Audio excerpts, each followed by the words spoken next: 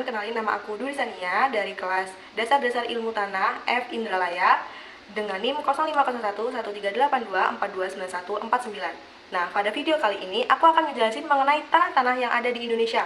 Pernahkah kalian berpikir mengapa Indonesia ini begitu subur dan kaya? Dari hamparan sawah di Jawa, lalu rawa yang ada di Kalimantan, hingga ke pegunungan vulkanik Bali. Semua ini berdiri di atas berbagai jenis tanah yang ada di Indonesia yang sangat luar biasa. Tanah di Indonesia bukan hanya sekedar pijakan bagi kita, tapi juga sebagai saksi bisu sejarah alam yang terbentuk di negara ini. Nah, ayo kita telusuri apa saja sih jenis-jenis tanah yang membuat Indonesia ini menjadi istimewa. Mari ikutin aku. Nah, jadi teman-teman, yang pertama itu adalah tanah ultisol, di mana tanah ultisol ini adalah tanah yang umumnya ditemukan di daerah tropis dengan curah hujan tinggi, seperti di Indonesia. Memiliki tingkat kesuburan yang rendah karena kandungan basa yang tercuci oleh hujan. Meskipun demikian, ultisol sering digunakan untuk pertanian dengan bantuan pupuk. Tanah ini banyak ditemukan di Sumatera, Kalimantan, dan Papua. Dan yang kedua, ada tanah entisol, di mana tanah entisol ini adalah tanah muda yang belum berkembang. Jenis tanah ini biasanya ditemukan di daerah aluvial seperti dataran rendah ataupun bantaran sungai. Karena masih baru, kesuburannya bergantung pada material asal tanah. Entisol banyak dimanfaatkan untuk sawah dan perkebunan. Dan yang ketiga adalah tanah histosol atau biasa disebut dengan tanah gambut, di mana tanah ini adalah tanah yang kaya akan bahan organik, seperti sisa-sisa tumbuhan yang membusuk. Biasanya ditemukan di daerah rawa-rawa seperti di Kalimantan. Meski subur, penggunaan tanah ini memerlukan perhatian karena rentan terhadap kerusakan lingkungan jika tidak dikelola dengan baik. Dan yang keempat adalah tanah inceptisol, di mana tanah inceptisol ini adalah tanah dengan tingkat perkembangan sedang, biasanya ditemukan di daerah pegunungan atau di dataran tinggi. Kesuburan tanah ini cukup baik untuk bercocok tanam, terutama untuk komoditas seperti kopi dan teh. Contohnya adalah tanah yang ditemukan di wilayah Jawa dan Bali. Dan yang kelima ada tanah alvisol, di mana tanah alvisol ini adalah tanah yang memiliki kadar basa yang cukup tinggi dan relatif subur.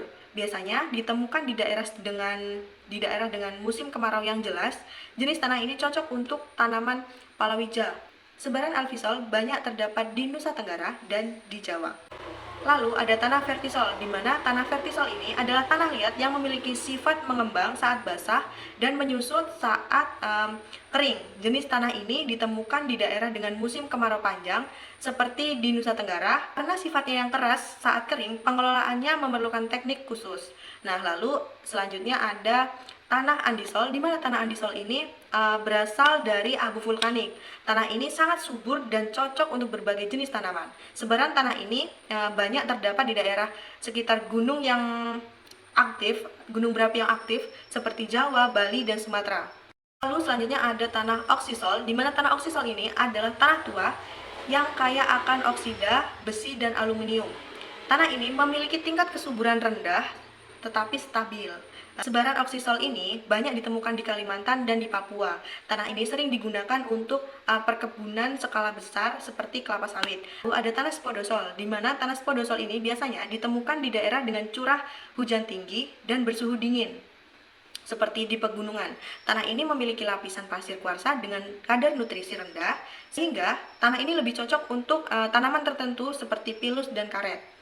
Lalu ada tanah molisol. Tanah molisol ini adalah tanah subur dengan kandungan bahan organik tinggi. Tanah ini sering ditemukan di padang rumput. Karena kaya akan nutrisi, tanah ini ideal untuk pertanian terutama di daerah Nusa Tenggara.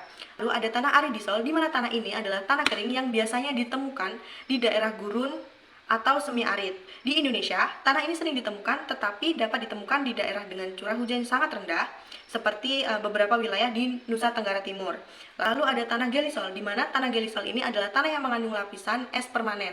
Jenis tanah ini sangat langka di Indonesia, namun dapat ditemukan di kawasan pegunungan tinggi dengan suhu yang sangat rendah. Nah, jadi itu tadi 12 jenis tanah di Indonesia, masing-masing dengan keunikan dan perannya dalam mendukung kehidupan kita sehari-hari. Dan dengan memahami karakteristik tanah, kita dapat memanfaatkan secara bijak dan berkelanjutan.